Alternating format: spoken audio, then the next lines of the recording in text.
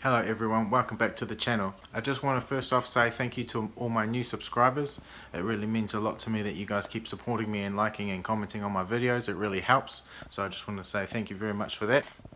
In today's video, I just want to go over what I've been recently doing with my drums and adding texture to my drums and getting more of a real vintage feel. So yeah, let's get straight into it. I actually just want to start off by shouting out NZ Hempress. They do a hemp oil here in New Zealand, and I've been using it for the last about month or month and a half.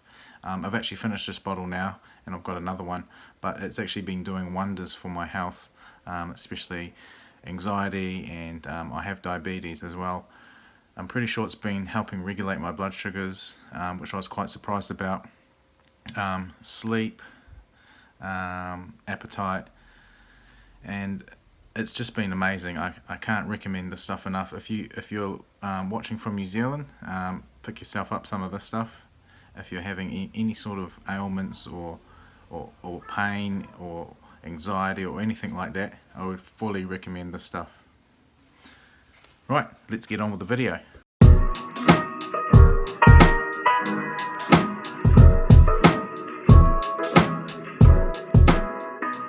Let's pick some drums.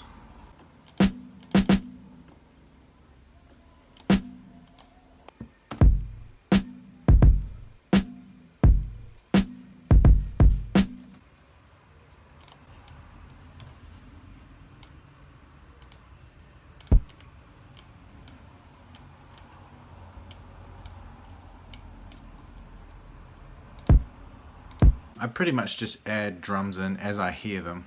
So I've got a sample here. Again, I'm using Serato sample. I just can't get enough of this at the moment. I haven't used Slice X in a while, and that's okay with me. Drag that bad boy in there. Nah, that needs to be there.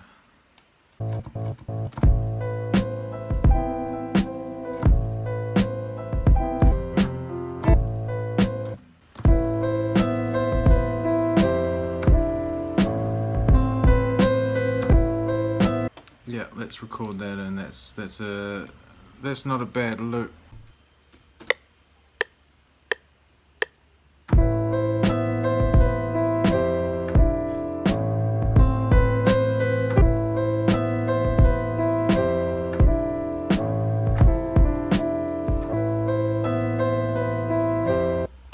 Just make sure everything's on grid, everything's going smoothly with the loop.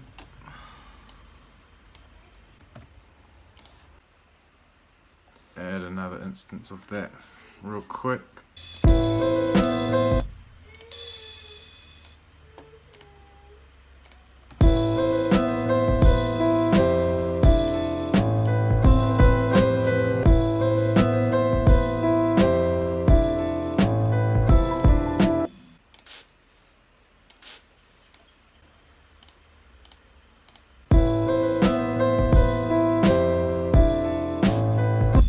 So sound selection is important. You want to choose sounds and samples that already sound vintage anyway.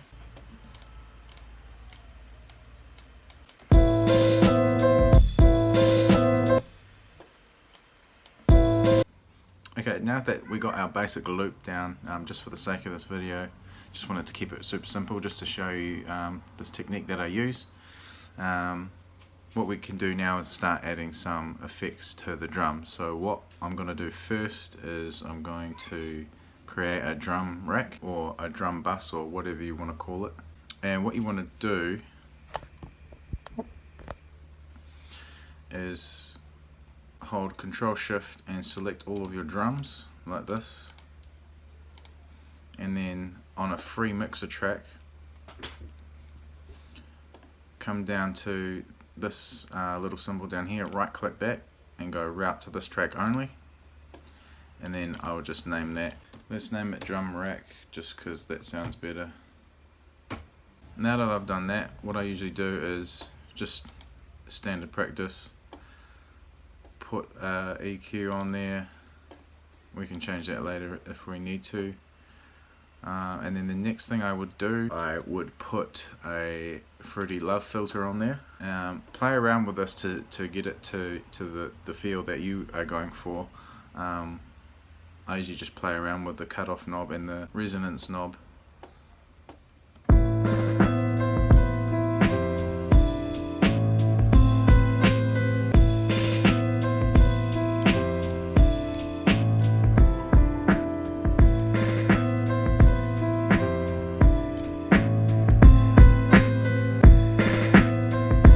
So as you can hear, the volume of the drums themselves went down, and that's because you're cutting off frequencies with the cutoff knob. But there is a volume knob here which you can turn up if you need to. If it's still not loud enough, what I would recommend doing is adding a soft clipper to the drum rack. You may or may not need to do that depending on your sound selection and the drum samples that you have selected. They might already be loud enough to boost those sounds. I usually turn that all the way up and then that all the way up as well.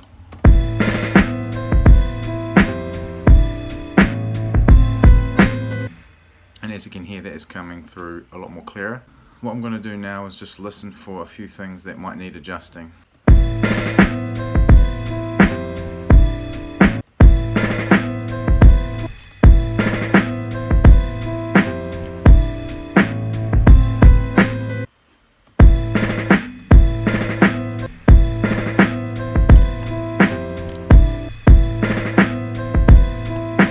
And what I'm going to do now is I'm actually going to add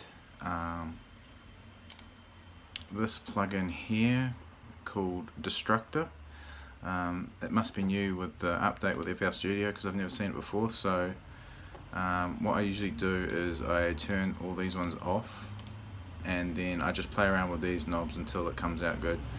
And the thing that I like about this one is that you've got the option here to soft clip on the output, and I really like that option.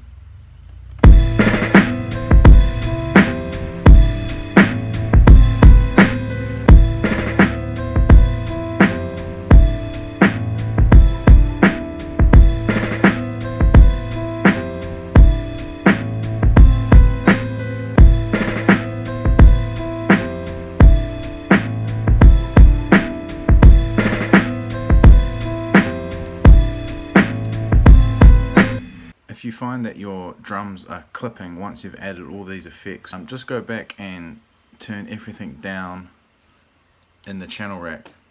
Turn that down first and then turn it up later if you need to. So I'm just putting some soft clippers on the kick and the snare at the moment to fix that issue.